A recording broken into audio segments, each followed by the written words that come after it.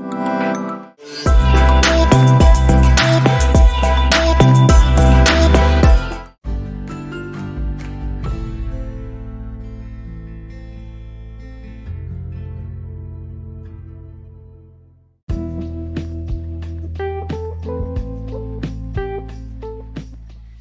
y'all, if you haven't heard about Anchor by Spotify, it's the easiest way to make a podcast. And BT dubs, it's how I make mine. So it has everything you need all in one place. Let me explain. So Anchor has tools that allow you to record and edit your podcast right from your phone or your computer.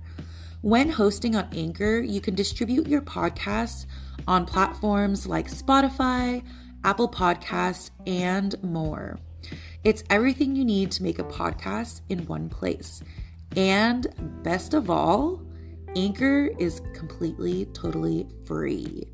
So if you're interested in making that podcast that you've been thinking about forever ago, go and download the Anchor app or go to anchor.fm to get started.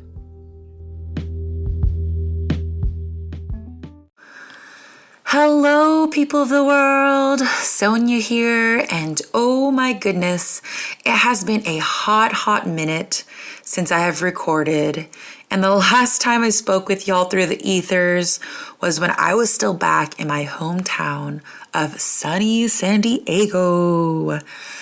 And honestly, shout out to all of you who listened to my first episode, because that was about a year and a half ago, and I still can't believe how quickly time is moving by. Today, I wanted to come on here and share with y'all a bit about the beginning of my journey here in Texas. So I've been here for about a year and a half now, and it has been quite the motherfucking journey. Prior to moving here, I've never really moved away from home. When I realized that I needed to move away from home, there were so many emotions that came up for me. I went through, and I still feel like I am going through, a transitional phase. So during transitional phases, these phases can be exciting, challenging, and sometimes even stressful, as they often involve leaving behind something that's familiar and stepping into the unknown. Transitional phases can take many different forms, such as transitioning from childhood to adolescence, graduating from school and entering the workforce, or moving to a new city or country, starting a new job, or going through a major life change such as a divorce or even the loss of a loved one.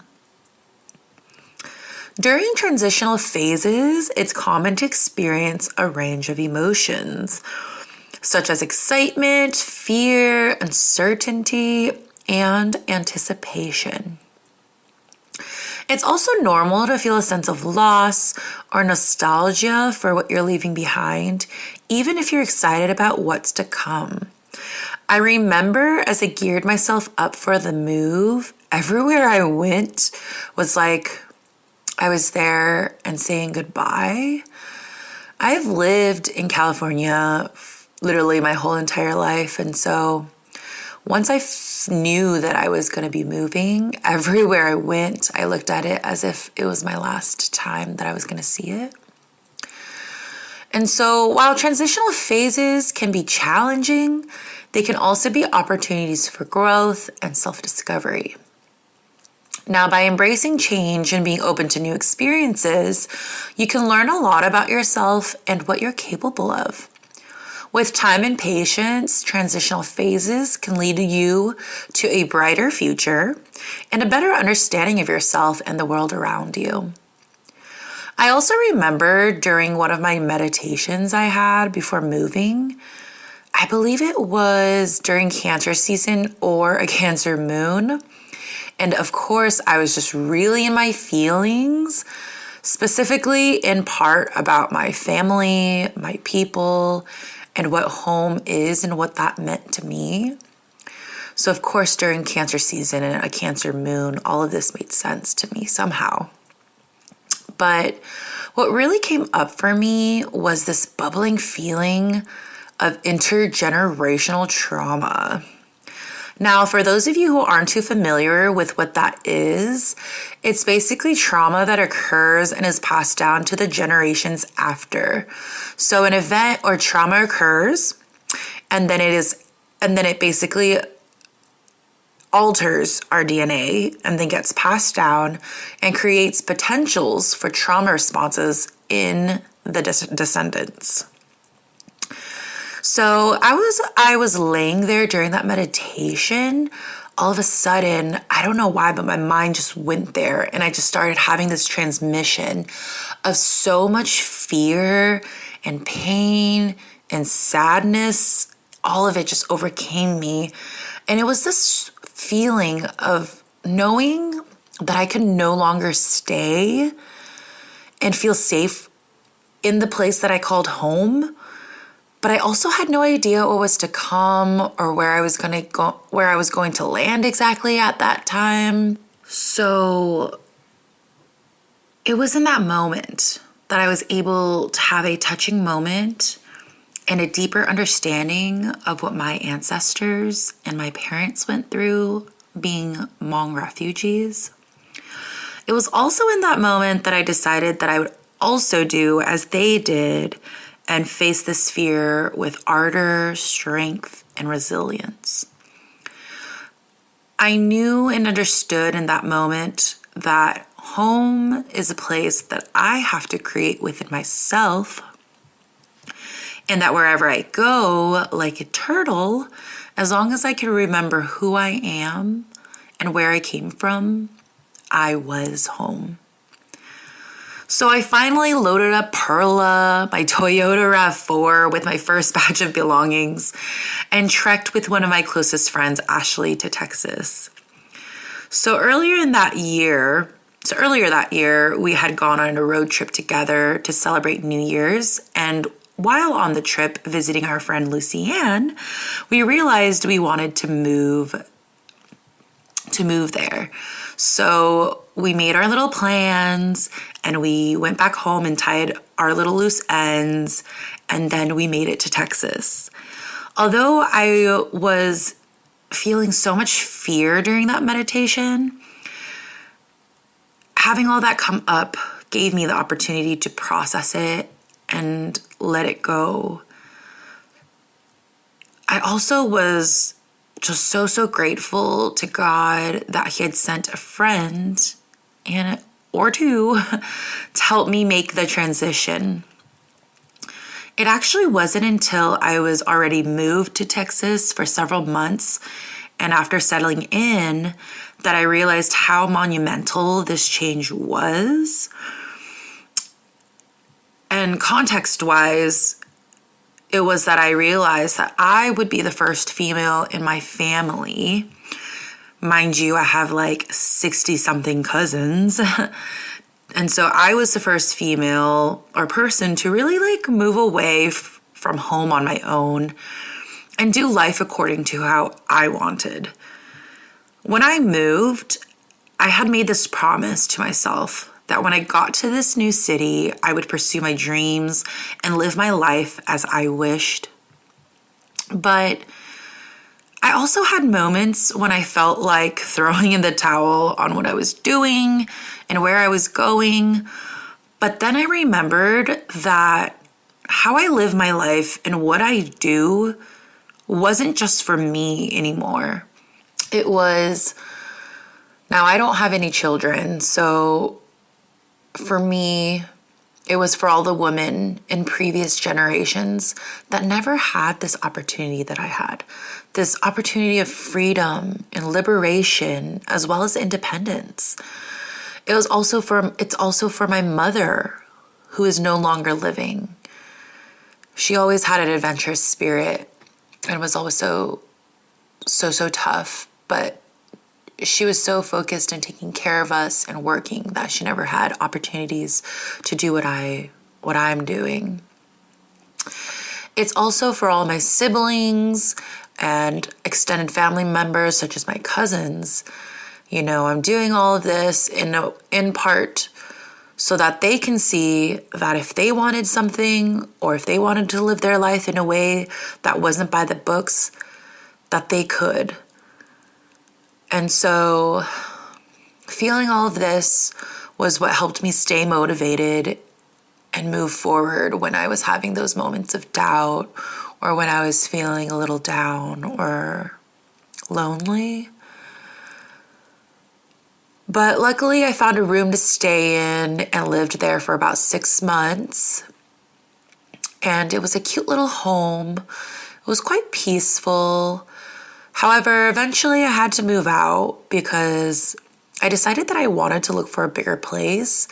And it just so happened that as I had this thought, my landlord had other plans for her home. She wanted to live with her friends. And so they had discussed alternate plans. And so when that situation happened, I was in that state again, right? That fear of potentially not finding a place to live that was not suitable. I also had worries that came to my mind, like, what if I can't find someone that I like to live with? What if they're horrible, like the people I've lived with before, like in my past? What about my cat Willow? Will she have a place that's safe enough for her to roam outside? Or like, I even went as far as to think, what if I end up on the streets? Mind you, I've never been houseless, but this was technically only my second time in my life moving. So it was pretty stressful for me.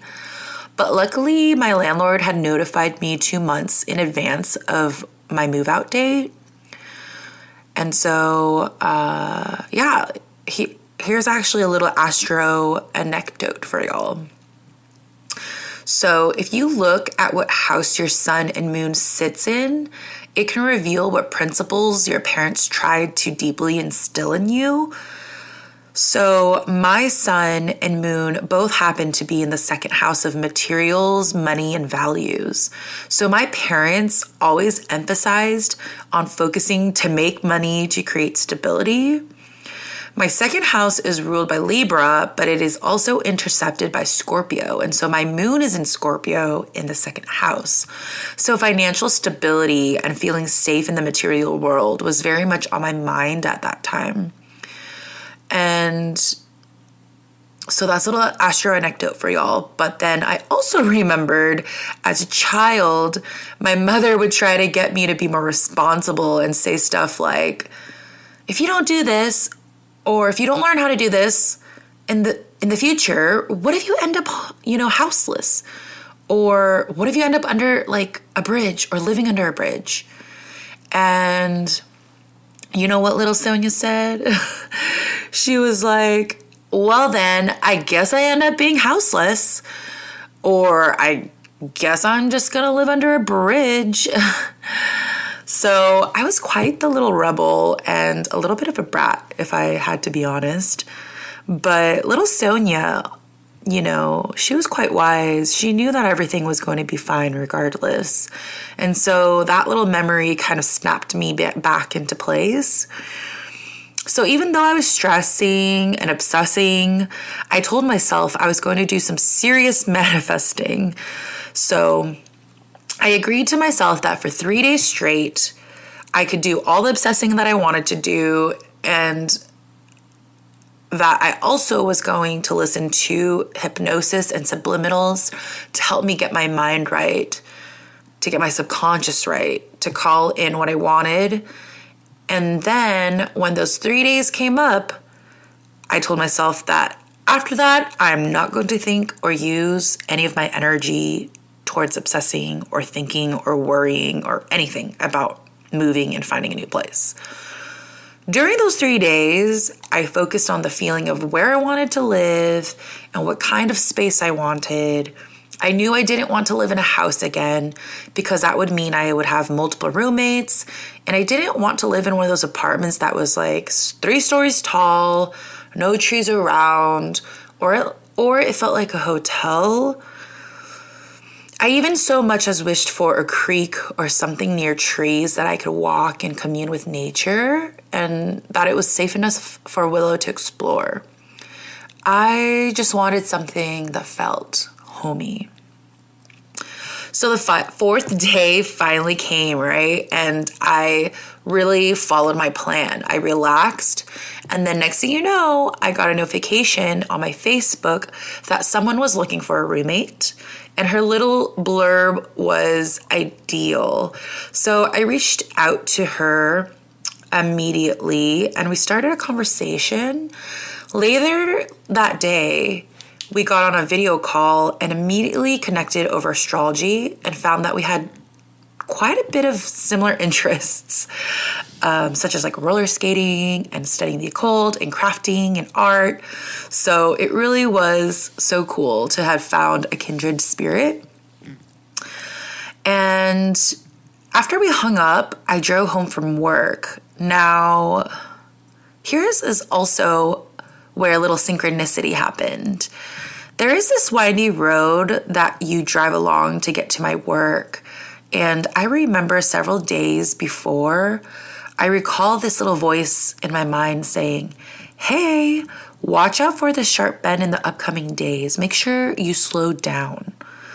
Of course, I was like, I wonder what this is about.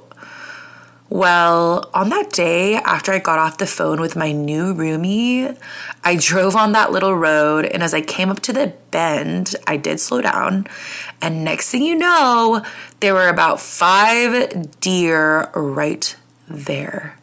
2 of them on the road, and the rest right next to them, but on the shoulder. I immediately knew that it was a message from my guides and from spirit and God. And so I pulled over quickly and Googled the spiritual significance of deer. And one of the messages that I ran across that really clicked with me immediately was that when you see deer, it not only represents your connectedness to nature, but to also the spirit world and your angels. And so to me, immediately, it just felt like a sign that everything was going to be all right. And I nearly almost cried because I knew it was my guides sharing with me that they did have my back and they were taking care of me. So later, come to find out, the place that I found was perfect for me and my kitty cat.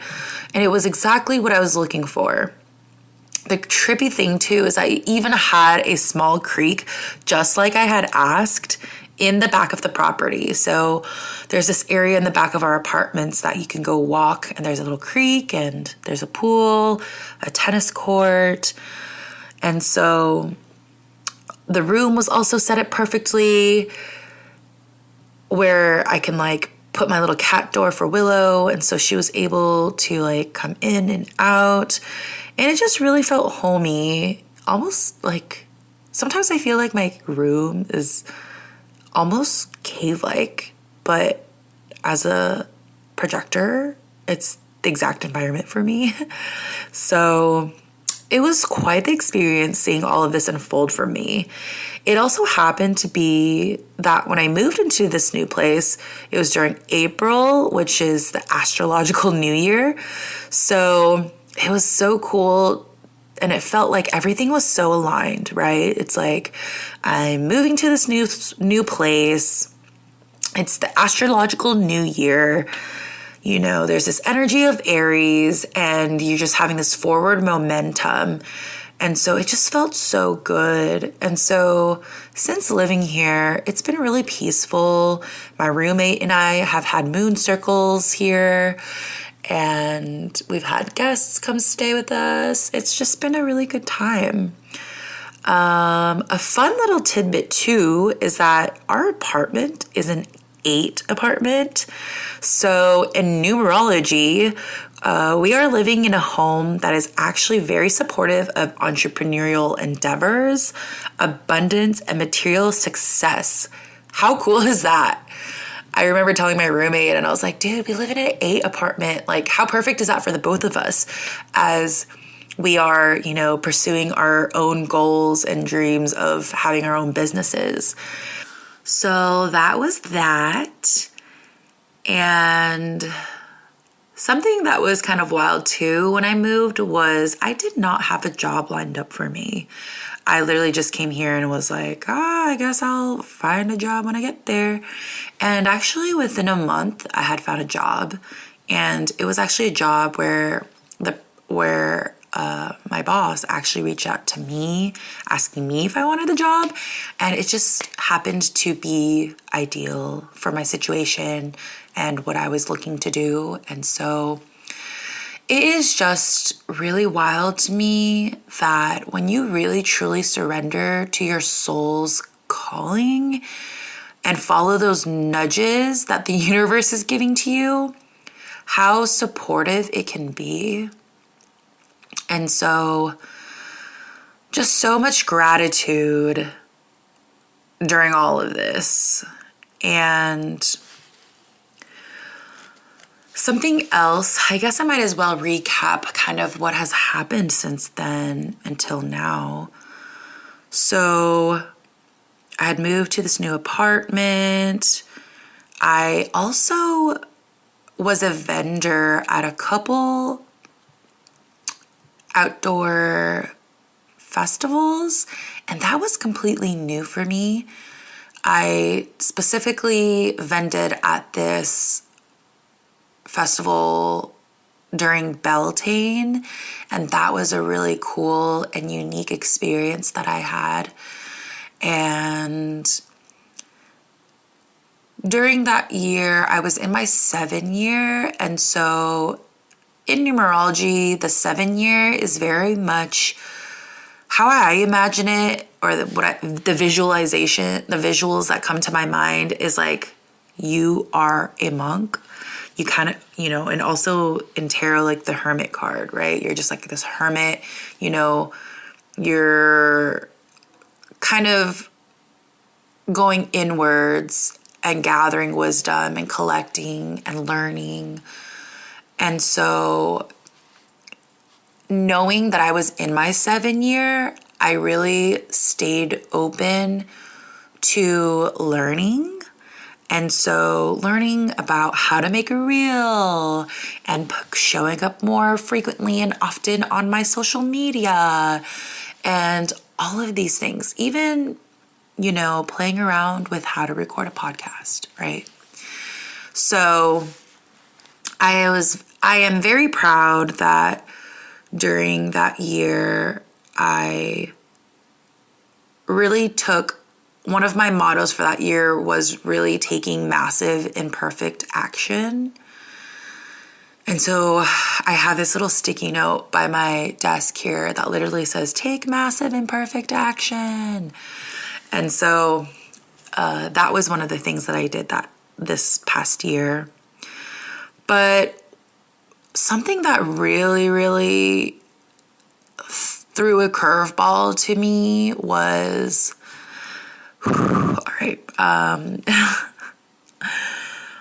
was losing my brother. So in July, my first sibling, my brother Shaw, who was born right after me, he got into a motorcycle accident. And for those of you who don't know, well, most of you guys don't know, I had lost my mother several years ago, which I'll share with y'all that another day. But it was so strange to me because leading up to after around my mom's passing, I had this feeling, it was just so strange. I had this feeling like, this isn't over yet. You are going to have to go through this again. Dealing with funeral processions and grief and loss. And in that moment, when I did feel that intuitive hit, I did wonder, I was like, is it going to be my dad or what? And then there was another moment or time when I was in Shaw's room, actually. I just remember having this little flashback or glimpse I see him sitting in his chair on the computer, and I was like talking to him about something, and I literally just had this feeling hit me where it was just like, I felt immediately very sad, and that it was just like, you are going to lose one of your brothers. And it was just like a really quick, like passing, fleeting feeling. And a lot of times when I have these intuitive hits, I tend to kind of like swat them away. And I kind of just like, why am I thinking that? That's strange. That's weird. And then, of course, finally, last summer, my brother passed away. And it was, of course, it was very tragic. But also, it really made me question what I was doing again, right? Like, what am I doing with my life? Am I on the right path? Am I living aligned? But I realized with my brother's passing too, was that life is short. We don't know when we're going to see people again, or if your own life is going to end, right? And so with this limited time on this earth, what are we going to do with it? What are we going to do with the time that we have, right? So it actually just further reiterated my purpose and my drive to continue doing what I'm doing. And that September, that same year, one of my cousins, she lost her husband. And so she was also going through a lot of grief. And that September was supposed to be a vacation where me and my 3 brothers were all going to go on this family vacation together to Disney World. And we were going to celebrate my baby brother George's graduation from high school and the fact that he was going to be 18 very soon. And so I had thought that it would be a great opportunity to kind of, say goodbye to his childhood, right? By taking him to Disneyland. And my brother Shaw and I had worked together on planning this vacation. He made me download Discord, and we talked over Discord on the Airbnb that we were going to stay at and getting the tickets, the airplane tickets, and it really broke my heart that the first vacation that we were going to have together as a family after my mom passed away, that he wasn't going to be there.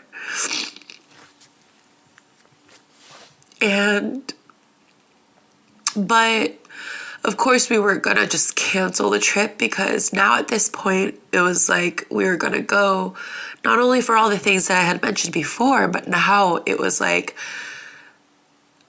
a time for us to honor him as well. And so